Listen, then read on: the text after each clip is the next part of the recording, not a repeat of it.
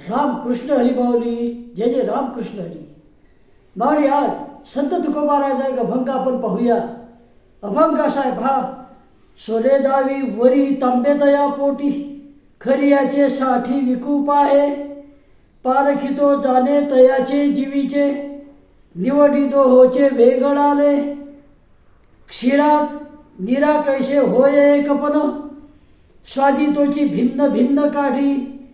तुका म्हणे थिता आपणची खोटा, अपमान मोठा पावविल. असा हा संत तुकोबारायाचा अभंग आहे. महाराज पहिल्या चरणामध्ये काय म्हणतात पहा. सोने दावी वरी तांबे तया पोटी, खरी याचेसाठी विकूप आहे. वर सोन्याचा मुलामा दिलेला आहे आणि आतमध्ये मात्र पूर्ण तांबच तांबा आहे. आतमध्ये तांब आणि वरून फक्त सोन्याचा मुलामा आहे. आणि काय करतो तर खरं सोनं म्हणून विकायला जातो. म्हणजे वरून एक आतून दुसरंच. कपटी माणूस किंवा दृष्ट माणूस वरवर खूप चांगला असण्याचा आव्हानतो, परंतु मनामध्ये मात्र त्याच्या कपट असते.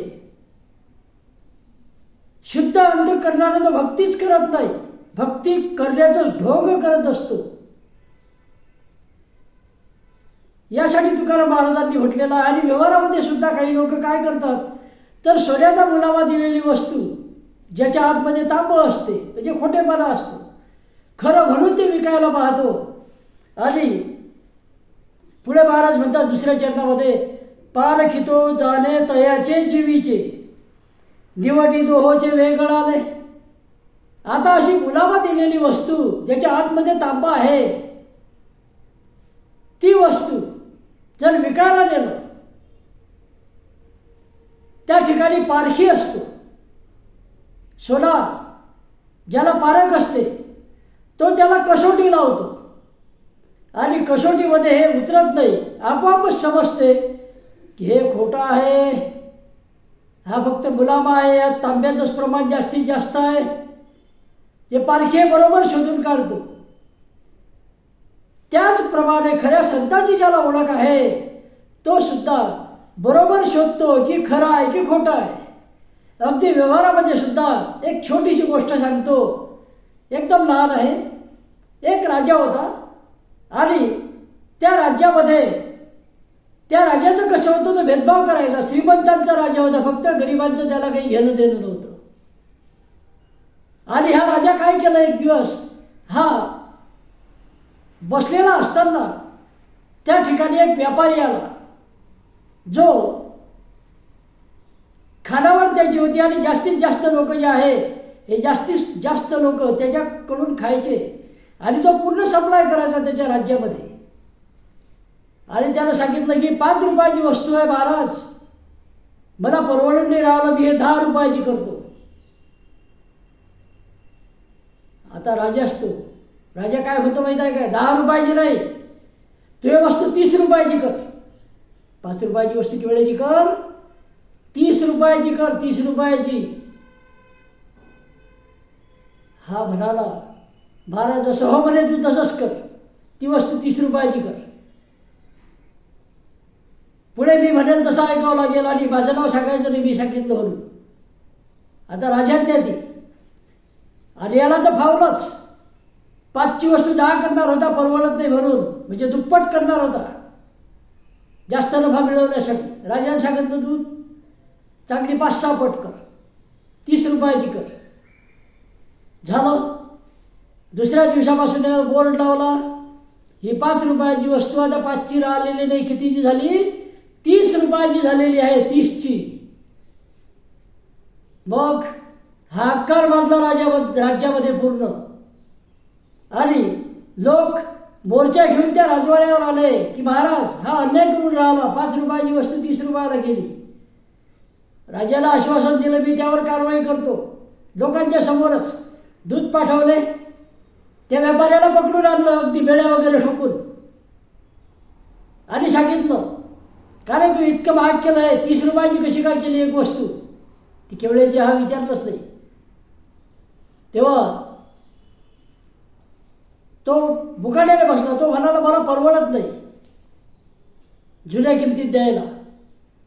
हे लोक विसरले ती केवळ्याची घेत होती असं त्यानं गृहीत धरलं. आणि मग राजाने हुकूम सोडला, 30 रुपयाची नाही विकायची, निम्म्या किमतीत विक. म्हणजे केवढ्यात विक?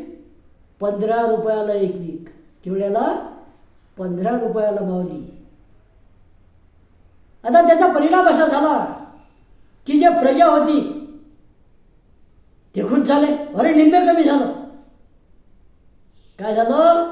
निम्मे दर राजानं कमी केलं. किती चांगला आहे आपला राजा. प्रजा खुश झाली. प्रजा अशीच असते. फारच मोजके लोक विचार करणारे असतात आणि जे विचार करतात त्यांना समजते 5 15 केले. प्रजा खुश झाली की राजानं निम्मे भावामध्ये आपल्याला दिलं. राजानं खूप मोठं काम केलं.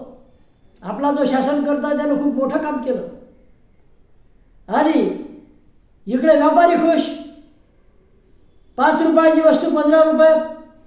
नंतर व्यापाऱ्याशी आतून करार केला की वरचे जे 5 आहेत त्यामधले 4 मला द्यायचे 1 रुपया, तू घ्यायचा म्हणजे 10 ऐवजी 11ला तुला पडेल आणि 4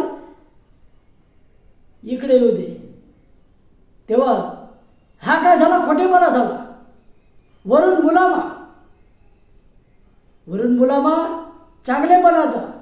हा म्हणला असा की विपा किती मोठं काम केलं, स्वस्त केलं सर्व. आणि आतमध्ये काय झालं माऊली? पूर्ण फसवणूक झाली प्रजेची. असा राजा खुश, प्रजा खुश. आणि तो सप्लायर जो होता तो सप्लायर तर खुश झाला. त्याला 10 पेक्षा 1 रुपया अजूनही जास्त मिळाला. म्हणजे दुप्पटपेक्षा 1 रुपया जास्ती. इकडे राजा तर खुश झालाच कारण त्याला 4 रुपये मिळायला लागले एकाच्यावर. तेव्हा हे असं जे आहे वर्तन, हे खोटं वर्तन आहे. त्या असं मोजके काही लोकच ओळखू शकतात. जसं सोनं आणि तांबं यामध्ये किती मिक्स आहे हे तो पारखी ओळखू शकतो. तसं तुकाराम महाराज म्हणतात माणसामधला खोटेपणा ओळखण्यासाठी सुद्धा काही मोजके लोकच असे असतात की ते हे ओळखू शकतात. सर्वांना ओळखता येत नाही. सर्व तर या खोट्याचे गुणगाण्यामध्ये मग्न असतात. फारच थोडे लोक असतात बोटावर मोजण्या एवढे की जो खोटेपणा त्यामधला शोधून काढतात, त्याची पारख करतात. पुढे महाराज 3ऱ्या चरणामध्ये म्हणतात क्षीरा निरा कैसे होय एकपण, स्वादी तोची भिन्न भिन्न काठी.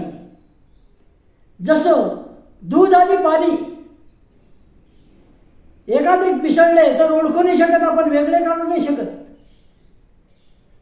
जे निम्मे दूध आणि निम्मे पाणी, सर्व दूधच दूध दिसते. परंतु जो दूध पिणारा आहे, तो दूध पिणारा ज्याला दुधाचा स्वाद आहे तो मात्र बरोबर ओळखतो यामध्ये पाणी जास्त आहे, दूध कमी आहे, किंवा यामध्ये पाण्याचं प्रमाण किती आहे ते या स्वादी म्हणजे स्वाद घेणाऱ्याला ते नक्कीच समजते. तसंच भक्ती मार्गामध्ये भक्तीचं ढोंग करणारा किती खोल पाण्यात आहे हे सुद्धा ओळखू येते माऊली. तो आपल्याला सांगतो पैशाला महत्त्व नाही आणि स्वतः मात्र खोऱ्यानं पैसा ओढण्याचा प्रयत्न करतो वेगवेगळ्या मार्गाने. आपल्याला सांगतो राग कामाचा नाही, त्याच्याशी थोडंसं उलटपालट बोला, अगदी शिवीगाळ करायला लागते, क्रोध सोडलेला नसतो.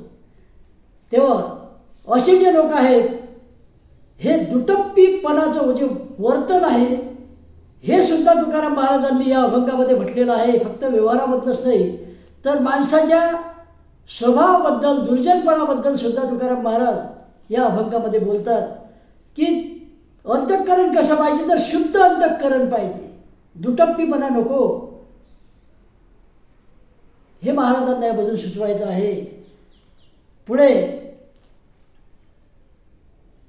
महाराज म्हणतात 4थ्या चरणामध्ये तुका म्हणे थिता आपणची खोटा अपमान मोठा पावविल. तुकाराम महाराज म्हणतात अंतःकरण शुद्ध नाही. अंतःकरण काय नाही, शुद्ध नाही. आणि स्वतःला काय म्हणतो, मोठेपणा घेतो. मी मोठा आहे असं म्हणतो, माझं काहीच चुकत नाही असंही बोलतो. आणि असं जर म्हटलं तर त्याचा एखाद्या वेळेला अपमान झाल्याशिवाय राहत नाही आणि मोठा अपमान होऊ शकतो, पितळ उघडं पडू शकते. खोटेपणा हा कधी ना कधीतरी उघडा पडतोच पडतो, हे महाराजांना या ठिकाणी म्हणायचं आहे. म्हणून शक्यतो सत्य वागणूक ठेवा, अंतःकरण शुद्ध ठेवा आणि जे काय करायचं ते सरळ मार्गाने करा.